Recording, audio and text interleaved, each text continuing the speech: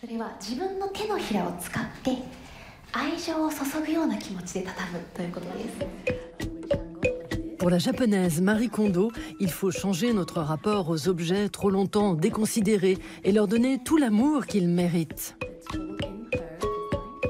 It's so hard to let it go. I don't want to just, dump it. I want to be thoughtful about it. Après avoir vendu son livre sur le rangement à plus de 6 millions d'exemplaires, la papesse du tri débarque aux États-Unis avec une série de télé-réalités. Sur ses conseils, les familles renouent avec leurs moquettes. I can't believe you can touch the carpet. New day, new joy. Mais d'autres vont plus loin dans le grand nettoyage. Il y a 7 ans, le New-Yorkais Craig Adams faisait la promotion de gadgets électroniques à travers sa chaîne YouTube dédiée à l'organisation des mariages. En 2017, il plaque tout pour se convertir au minimalisme extrême. Je vais prendre un bagel avec la totale dessus. C'est paradoxal, mais j'adore ça. I've been living as a minimalist for more than 5 years, and I'm currently practicing extreme minimalism living with no furniture and just living a simple, grounded lifestyle. Aujourd'hui, les minimalistes de l'extrême affichent sur Internet leur vie toujours plus vide d'objets. Et la course est ouverte pour savoir qui sera le plus spartiate. Ils suivent des règles autrement plus strictes que la méthode Marie Kondo, comme l'année sans dépense ou la simple loi des 20 sur 20. Tout objet coûtant moins de 20 € et rachetable en moins de 20 minutes finit inexorablement à la poubelle. Avant eux, le mot minimaliste était une insulte, apparu dans la presse en 65 pour dénigrer les artistes américains Carl Andre et Donald Judd. Leurs œuvres épurées étaient moquées pour leur contenu artistique minimal. J'adore mes neveux et nièces, mais ils sont pourris gâtés à Noël. C'est toujours assez cocasse de voir les gens acheter des choses juste parce qu'ils pensent que c'est ce qu'il faut faire. J'offre à mes neveux des encouragements, de la gentillesse. Je passe du temps et je joue avec eux. Je les adore, mais ce qui compte pour eux, c'est que je sois là, que je sois leur ami. Pour moi, c'est un chouette cadeau.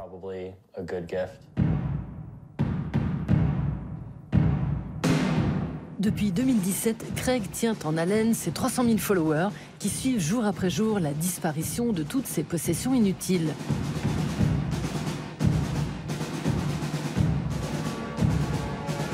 Une fois terminé le grand nettoyage de son appartement, il s'est attaqué à son ordinateur, migrant tout son contenu vers le cloud et vidant son bureau virtuel de tout dossier susceptible de le distraire. Ça, c'est mon jardin zen. À chaque fois que j'ouvre mon ordi, je vois ce bureau et je me dis « cool ». Aujourd'hui, le seul trésor de Craig, c'est ce concentré de technologie qui lui permet de mettre en scène sa nouvelle marotte sur le net. Seul avec sa caméra, son drone et son couteau, Craig le Spartiate part à l'assaut des cimes, où il tente de convaincre ses fans de se mettre à la randonnée. Walking back to get the camera. This is my life. Why do I do this? Big is back! Big sun, big save, big splash, big wave, big hat, big drink, big kiss, big wing, big feet, big fry, big bike, big gun. La simplicité volontaire relève de l'exploit dans la société américaine tant l'extra large y est synonyme de réussite. La consommation à outrance remplit les coffres des grosses voitures et les grosses maisons et l'arrivée d'un commerce en ligne à la croissance exponentielle n'a fait qu'accentuer le phénomène. Mi-Tarzan, mi-Valérie Damido, les youtubeurs de Jungle Survival ou de Primitive Technology prouvent qu'avec presque rien, on peut faire beaucoup et surtout se faire du bien.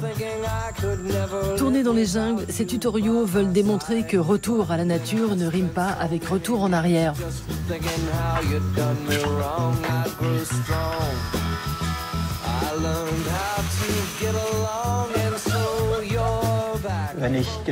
Quand j'y pense, je me dis que je ne suis pas minimaliste, mais plutôt maximaliste. Ce qui m'intéresse, ce n'est pas la recherche du moins, mais plutôt de maximiser l'espace qu'on se donne. Moins j'utilise des choses inutiles, plus j'ai de disponibilité pour les choses du vivant. À 75 ans, l'Allemand Joachim Klöckner ne possède que 50 objets qui tiennent dans un sac à dos. Voilà ma tablette que je range comme ça. Ça, j'adore. Qu'est-ce qu'il y a d'autre dans ce sac? Un t-shirt? Une serviette? Un caleçon? Une deuxième combinaison, des chaussettes et un paquet de mouchoirs. Il faut encore que je m'achète une paire de grosses chaussettes montantes, des guêtres, enfin, ce que les danseurs portent, si je reste ici cet hiver. J'ai peu de choses et je veux pouvoir tout mettre en même temps au lave-linge. C'est pour ça que je porte que du blanc et du jaune. Et puis, il faut bien l'admettre, ça me rend sympathique aux yeux des gens.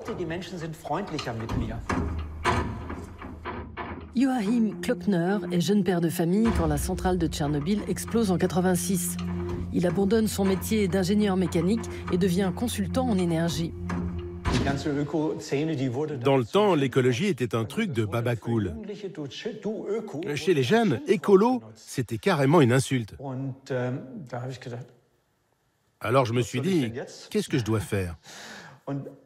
J'ai réfléchi et je me suis dit qu'il ne s'agissait pas de sauver l'environnement, d'utiliser moins de choses, mais de faire du bien. Et ça, c'est une initiative que chacun doit prendre et que j'ai prise. Chacun doit se faire du bien à son niveau pour qu'une force émerge qui permette de faire du bien aux autres. Joachim est à Berlin pour quelques jours, logé par des amis qui lui ont proposé de garder leur chat en échange. Cet ancien passionné de conduite automobile a remplacé sa voiture et son logement fixe par le couchsurfing et autres solutions d'économie collaborative. En fait, il ne me manque pas grand-chose, même rien du tout. Rien ne me manque de mon passé. Par contre, j'aimerais voir aujourd'hui des choses qui n'existent pas encore, comme des vêtements, ou plutôt des tissus auto-nettoyants, qui s'adapteraient au froid de l'hiver, comme à la chaleur de l'été, qui seraient hydrofuges, avec une petite fourrure pour se réchauffer et qu'on pourrait trouver en magasin. J'ai ce genre d'idées qui se bousculent dans ma tête. Et je me dis qu'avec pas grand-chose, on pourrait s'adapter aux nouvelles conditions.